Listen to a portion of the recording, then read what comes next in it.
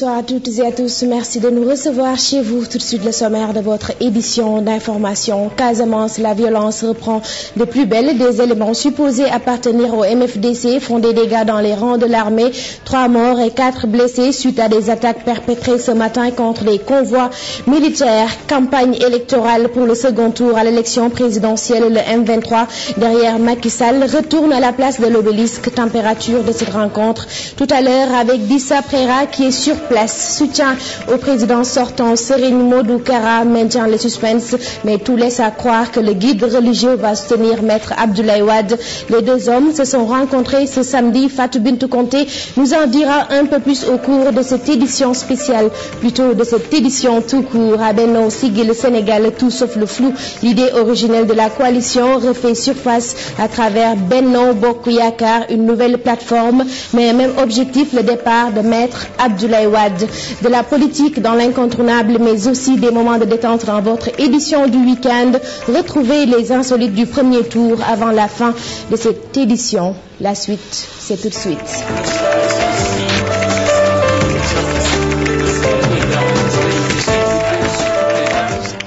Bonsoir à toutes et à tous. Casamance, l'armée enregistre encore des décès. Bilan provisoire, 3 morts et 4 blessés suite à 2 attaques perpétrées ce matin par des éléments supposés appartenir au MFDC sur la route du sud dans la communauté rurale de Niaga.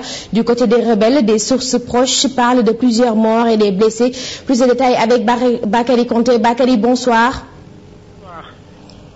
Bakary. Des éléments armés supposés appartenir au MFDC ont organisé 2 embuscades ce matin à 8 heures, d'abord entre Saretene et Sinkantene. Le véhicule militaire a été complètement écrasé, 3 morts enregistrés dont le tireur de 12-7.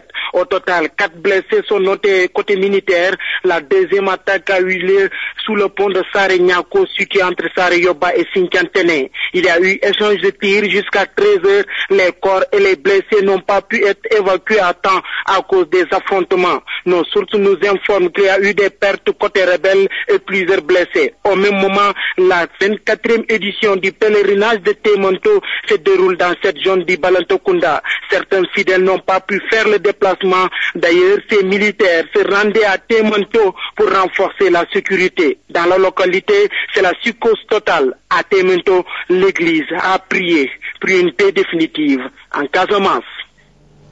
Bakary Conté, merci beaucoup. Démarrons l'actualité politique avec cette visite de Maître Abdoulaye Wade chez Serigne Modou Kara. Le président sortant continue ses tournées chez les guides religieux. Ce samedi, c'était au tour de Cheikh Modou Kara de recevoir le candidat des FAL 2012. Objectif, solliciter le vote de ses disciples. Mais pour le moment, le guide religieux n'a rien dit de précis. C'est encore le flou, même si certains pensent que le guide compte soutenir le président sortant. Récit Fatou Bintou Conté.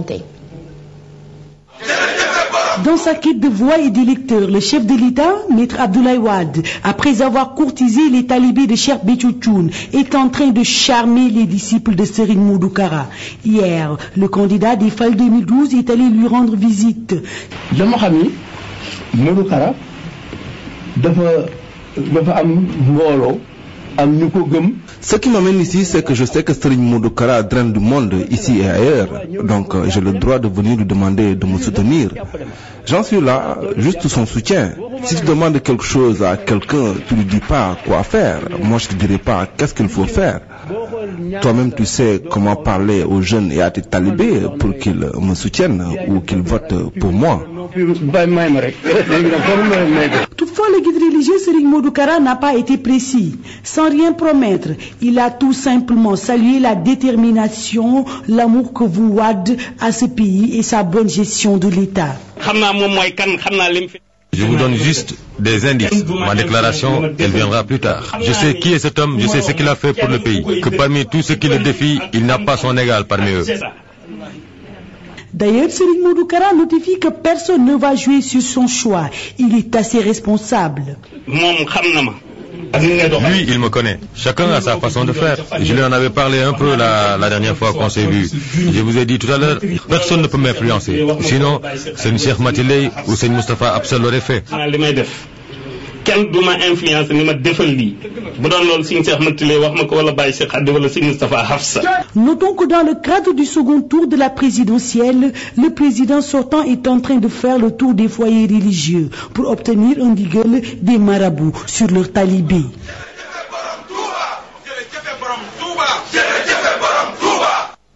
Merci beaucoup Fatou Bintou Conté. Alors à la place de l'obélisque où est retourné le M23 pour battre campagne contre Maître Abdoulaye Wade. Dissa, vous êtes sur place, bonsoir.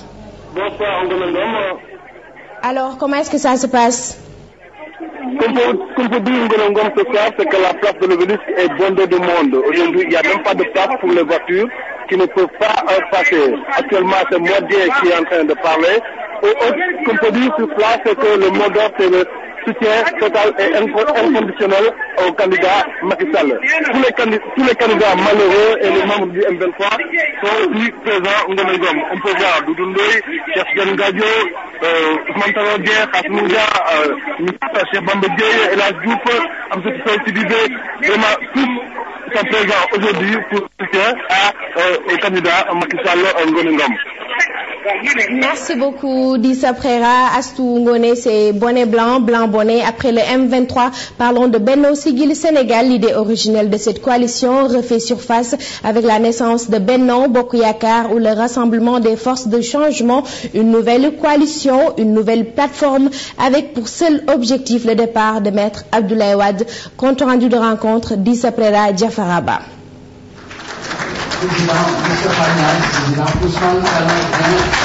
On dirait une intronisation. Le candidat Macky, admis au deuxième tour, a reçu le soutien des candidats de l'opposition.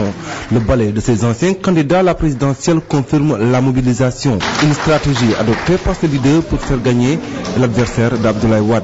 Il est rare de voir dans une élection présidentielle autant de candidats engagés au premier tour, chacun pour gagner sur la base d'un programme et d'une confiance de ses électeurs, se retrouver dans une unanimité générale au service des populations sénégalaises et de ne voir aujourd'hui que les intérêts supérieurs du peuple sénégalais. Je voudrais vous donner l'assurance que je m'engage à mériter votre confiance. Pour arriver à centraliser toute l'opposition et la société civile, l'idée originelle du Benno est remise au goût du jour. Nous avons décidé ensemble de créer, au-delà de nos coalitions au premier tour, de créer aujourd'hui le rassemblement des forces du changement que nous avons appelé Benno Bokk Yakaar. Benno Bokk Yakaar, désormais, est le cadre privilégié et de convergence de toutes nos actions qui porte ma candidature pour le second tour. C'est la synergie de toutes nos forces, de toutes nos énergies, de tous nos moyens. Et ensemble, nous irons à la conquête des suffrages. Ensemble, je l'espère, nous gagnerons. Aujourd'hui, cette opposition regroupée autour de Macky Sall est quasi certaine de sa victoire, mais en attendant, la mobilisation et la vigilance restent de rigueur. La lutte inspire la politique, des concepts de cette discipline très populaire, transposés dans l'arène politique. Des concepts comme Galgal, Nodju, Wurnombo et Dordorat sont fièrement brandis par les hommes politiques dans les deux arènes. L'objectif reste le même, déstabiliser l'adversaire et mobiliser le maximum de militants. Reportage Maïmouna Ndiaye, Ibou Cissé. Galgal, Wurnombo, Dormudanu, Nodju, Ardo, autant de termes utilisés par les politiques pour référer à leur stratégie. Le Wurnombo, c'est l'encerclement total. Il faut harceler l'adversaire, l'encercler et empêcher qu'il ne prenne l'initiative. Dogali, c'est une image de meurtre et d'assassinat. Mais il faut le coller à un cri de guerre qu'on a entendu pendant toute la première campagne qui disait Gorgui Dena, Souli, Nanyuko. Mais Gorgui Dena, dans tout ce champ-là, on n'a pas entendu le nom et le prénom du candidat président sortant. Mais le terme Dogali vient du verbe dog, Doc signifie couper. Couper quoi? Couper le souffle. Quand on coupe le souffle de quelqu'un, on dit diou dogna. Diou dogna, cela signifie la personne a arrêté de respirer. Et maintenant, dogali, c'est maîtriser le corps pour être sûr que la mort est suffisamment visible pour qu'on déclare quand même l'avis de décès. Une influence des mouvements navétanes. Traditionnellement, on l'utilisait dans des paysages gymniques, dans le sens du combat ou dans l'encercle, ce qu'on appelle le cercle de séduction. Mais aujourd'hui, nous avons l'influence du mouvement navétane. Parce que ces chants étaient repris dans le mouvement navétane. Selon ce chercheur, ces termes expriment un état d'âme. Si Youssou Ndour utilise ces termes pour battre campagne, moi je vois le musicien qui prolonge sa démarche artistique dans son combat politique. Parce que Youssou Ndour a toujours chanté à partir des proverbes traditionnels, à partir des chants de gloire. Le principe n'est pas nouveau dans l'espace politique. Le camp libéral l'avait déjà initié avec Bëgg Bërë Bañ Bërë à la veille du scrutin du premier tour. Dans le camp adverse, le face-to-face a été brandi pour inviter le candidat des FAL 2012 au débat.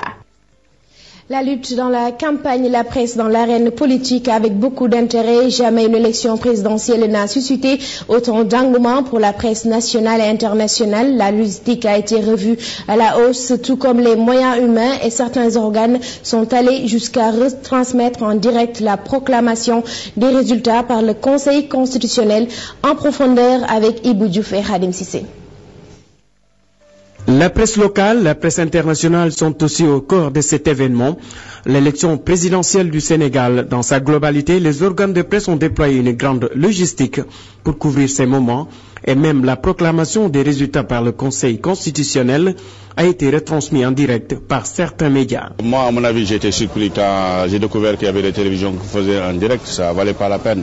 Parce que c'est juste un arrêté qui est lu par un greffier. Il n'y a pas de commentaire, il n'y a rien. Je suis un peu surpris par toute cette logistique déployée par les télévisions et la presse de manière générale, comme on l'a dit, parce qu'on ne s'attendait vraiment pas à de grandes modifications, en tout cas de grands bouleversements. Les échéances de 2012, l'élection présidentielle la plus suivie depuis les indépendances, une situation qui explique peut-être la mobilisation de la presse. Est-ce que ça valait la peine de venir donc avec tous ces moyens? Moi je pense que le deuxième tour est là et attend les télévisions, les radios comme les journaux. Je pense que ces moyens auraient pu être déployés pour ce deuxième tour plutôt que d'amener des camions, des cars.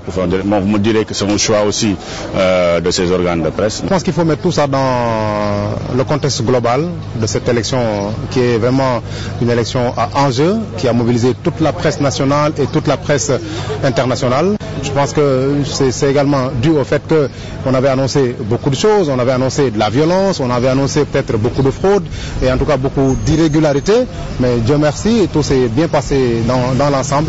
Et je pense que la presse a bien joué son rôle. Dans ce contexte de l'élection, certains médias courent le risque d'être taxés de partisans. On indexe la télévision nationale, il faut le dire, qui est accusée de propagande par l'autre camp. Donc, moi, je pense peut-être que le directeur général veut rectifier le tir en demandant, disant aux Sénégalais qu'on est là, accusant donc des deux candidats. On va vous faire vivre ça en direct. Mais maintenant, ce qui est important, c'est de voir le deuxième tour. Qu'est-ce que ces télévisions vont faire, parce que comme dit la loi, une fois que les résultats soient affichés, donc la campagne démarre. La RTS était là au début et c'était normal qu'elle soit également à la fin des choses. La fin des choses est aujourd'hui avec le verdict définitif rendu par le Conseil constitutionnel. À mon avis, la RTS a fait son travail comme toutes les autres télévisions, comme toutes les autres radios. Il ne s'est pas agi, à mon avis, de rectifier quoi que ce soit. La RTS est regardée par tous les Sénégalais. Les Sénégalais avaient envie de connaître le verdict du Conseil constitutionnel et je pense que c'est ce que la RTS devait de faire. Donc on ne peut plus nous dire qu'on n'est plus en campagne électorale et je pense que ces télévisions qui dans un premier temps, il faut le dire, il faut le reconnaître, parce que moi j'avais eu la chance de zapper les télévisions, de voir que lors du premier tour, quand même ils ont fait un travail professionnel accudissant les candidats, mais ce qui s'est passé entre les deux, sur le second tour, quand même ça a fait douter certains Sénégalais et je pense quand même ces télévisions disposent d'assez d'hommes professionnels quand même pour faire un travail accudissant. La presse a joué un grand rôle dans la bonne organisation de l'élection présidentielle, comme d'autres acteurs de la société également, vivent la liberté d'expression pour une mission bien accomplie dans le domaine de l'information.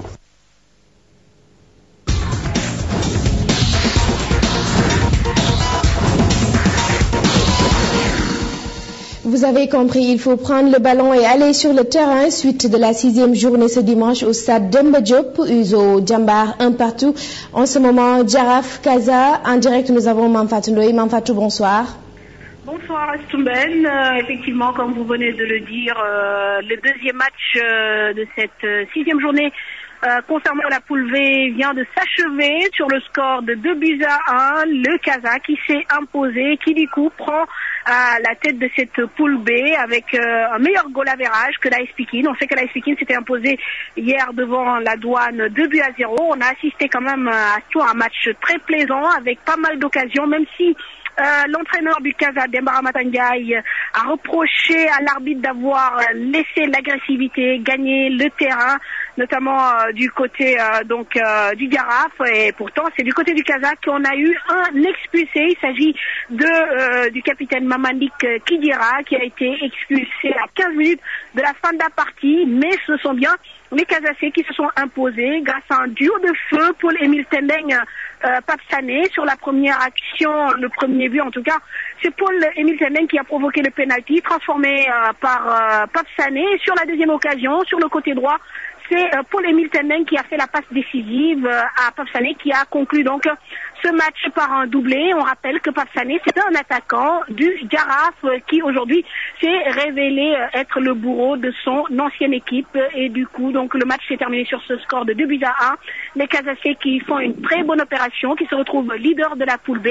Et en première heure, Duc Djambar, c'est Uzo, autant pour moi Djambar, s'est soldé sur un score de parité, un partout. Et aujourd'hui, quand même fait à saluer Astumben.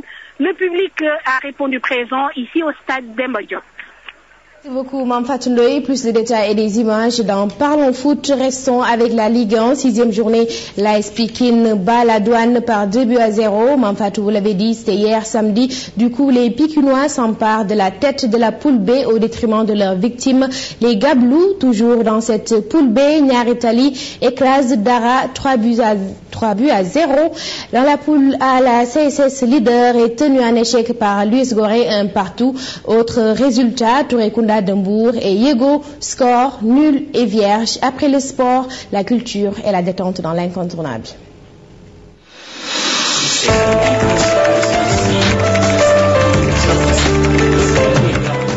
Culture et détente dans votre édition d'information à la découverte de l'école des sables de Toubab Djala, ou si vous préférez carrément l'école de danse de Germaine Akogny, un centre de danse contemporaine, classique et moderne qui reçoit chaque année des dizaines de stagiaires venus du monde entier. Une façon de tisser les liens avec la terre, de renouer avec la symbiose entre corps, esprit et nature. Reportage Ibou Dioufé et Diallo.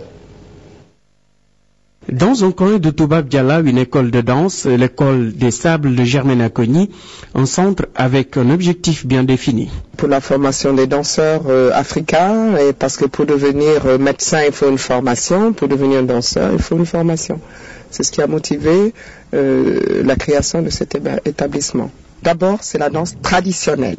Il faut connaître les danses traditionnelles de sa région, de son pays, pour pouvoir, c'est vraiment la base. Il faut savoir d'où l'on vient pour savoir où on peut partir. Ici, on forme des artistes venus du monde entier, un mélange de danse traditionnelle africaine, classique et contemporaine. J'ai une technique de danse que je suis en train de faire la transmission qui est africaine et universelle, mais ce que j'essaye de donner aux jeunes, c'est de leur apprendre à travers les danses traditionnelles, à travers ce qu'ils apprennent ici, les danses contemporaines occidentales. Tout ce qu'ils voient, c'est de trouver leur propre langage et de trouver leur propre chemin. Une initiative louable, même si les moyens font défaut. Les stages sont possibles grâce à l'appui des différents partenaires.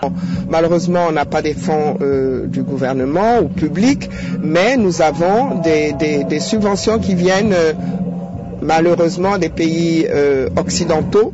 On espère bien intéresser le patronat pour qu'ils développent un peu plus les moyens d'aider la jeunesse à se développer. Mais c'est un état d'esprit qu'il faut avoir.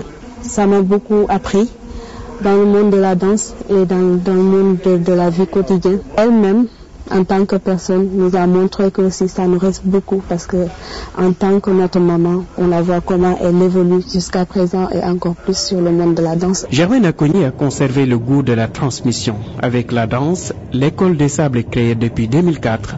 Plusieurs générations de danseurs ont fait les beaux jours des lieux, une façon de tisser les liens avec la terre, de renouer la symbiose entre corps, esprit et nature. Après la culture, la détente avec les insolites de la campagne électorale, des moments qui n'ont guère échappé à nos caméramans et à nos reporters sur le parcours des candidats Daniel Diouf. Tous les moyens de transport mènent au Palais Roume et dans cette course à la présidence, le temps d'une campagne, les candidats sont à égalité. Entre Wade et Macky, c'est Jakarta contre Jakarta. L'escorte des candidats en Jakarta peut se décliner en yuza et parfois en danse locale. Et quand la témérité s'y invite, c'est au kamikaze qu'on joue. Après le transport terrestre, le transport aérien. Gorgui, on le sait, roi des airs, même pendant la campagne, pas question de se priver de son jouet volant. Mais attention à la marche. Le coordonnateur du mouvement Y en a marre, farouche opposant à un troisième mandat de Wade, aurait-il retourné sa veste? Pas du tout. C'est simplement un sosie de Fadel Barro qui accueille son candidat à sa manière. Dur aussi de se faire entendre par son candidat. Ce partisan de Macky Sall cherche son candidat et ne sait même pas qu'il vient de le dépasser. Un élément très relax qui boucle votre édition d'information, une façon pour nous de vous souhaiter une excellente semaine sans pression ni stress. C'est toujours un plaisir de vous servir. Bonsoir.